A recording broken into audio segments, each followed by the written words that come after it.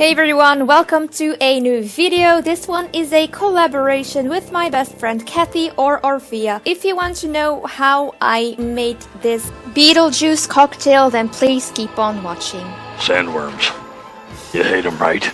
So you'll need a glass, some orange juice, pisang, some decoration, some worms, and skewers. You're going to start by putting some ice cubes in your glass, then you proceed with pouring the pisang in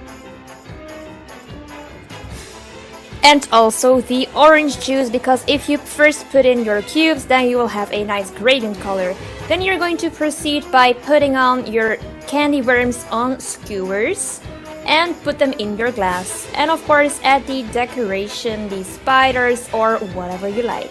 You have a nice Beetlejuice cocktail. Thank you so much for watching. Don't forget to check out Orphea's part. Don't forget to like this video, subscribe to my channel and hit the little notification bell. Don't forget to keep it real with me, and I will see you in another video. Bye! Shake, shake, shake, Sinora, shake your body line.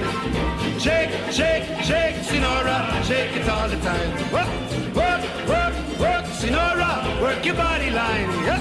Work, work, work, Sinora, work it all the time. See Nora, she's a